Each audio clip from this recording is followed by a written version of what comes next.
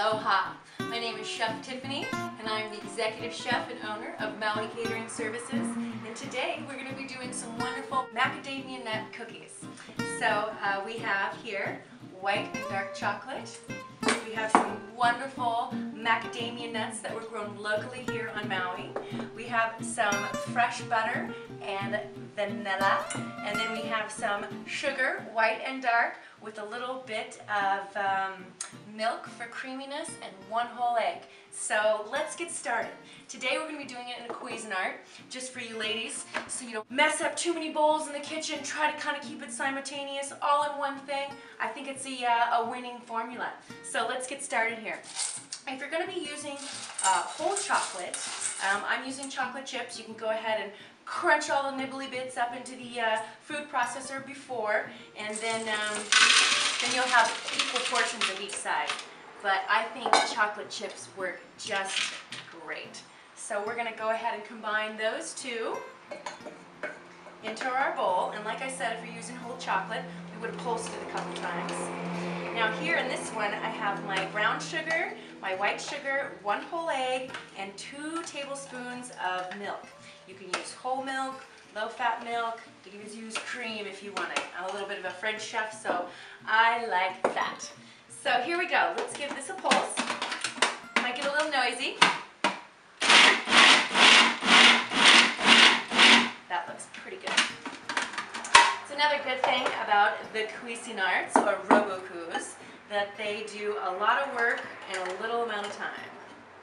And sometimes, when you're slammed, or you just want to bang out some cookies for the kids before they come home from school, or whatever you're doing, this is the best recipe for success. I think I said that before.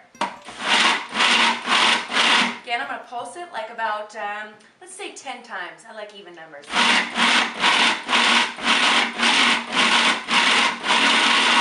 That looks about right. We're starting to get to the goodness.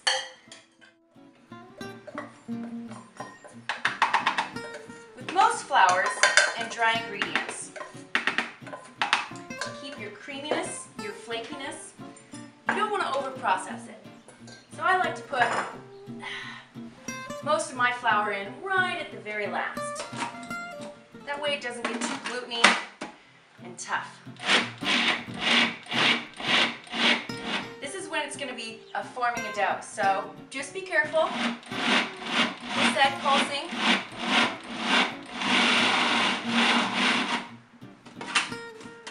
And I think that should do it. We have a sheet pan that has been lightly greased, and we have our cookie dough that we made early, and we can just ball them very rustically onto the cookie plate.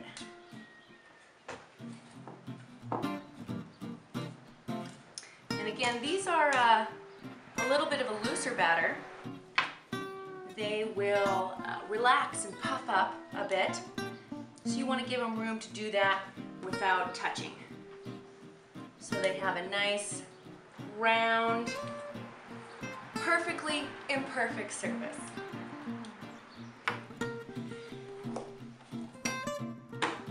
Here are our cookies.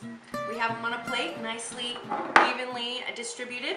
And we're going to go ahead and put these in the oven on the center rack. Our oven is preheated at 350, and we'll be baking these for about 25 minutes. All right.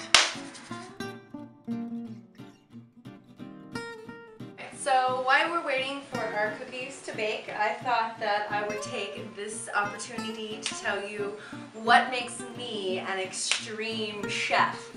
Pretty much already explained that I'm a professional windsurfer, and I windsurf jaws and huge waves, 25 feet. I love it. I love adrenaline pumping sports, but I really haven't described what I do in the culinary world as far as extreme. Usually they're weddings, there's quite a bit going on.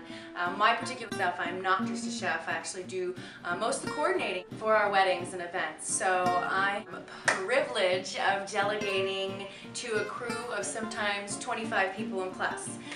We do photographers, ministers, hair, makeup, dress, from A to Z. I'm there with the clients or the brides, and I'm holding their hands and reassuring them, getting the best service possible while delegating, people making sure they're doing what they need to do when they need to do it at the appropriate time. There's a lot of circumstances that come up that you need to act on your toes, and that's probably why I love it so much, is that it's a very on-the-spot, fire, hurry up and wait scenario, nitpicking little perfect things, you know. Sometimes I plan weddings with people for 2 years, so it's a lot of devotion and time, and I think that that takes a certain type of personality to be able to do the office work and then step into a kitchen and fire off 100 filet mignons at a perfect amount of temperature. So use a lot of humor. I think that you get a lot more with sugar than you do vinegar.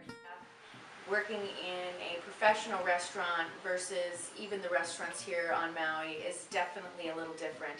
It's a very high-paced, stressful. I think the one thing that Maui restaurants lack are turnovers. When I was in culinary school and working for Tracy Jardiniere, she was right down by the Opera House, we'd easily turn over 300 people in an hour.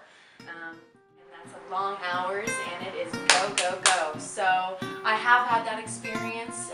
I've chosen not to do that here on Maui, just due to the fact that I was able to make money in other areas and not be in a hot, man-dominated kitchen.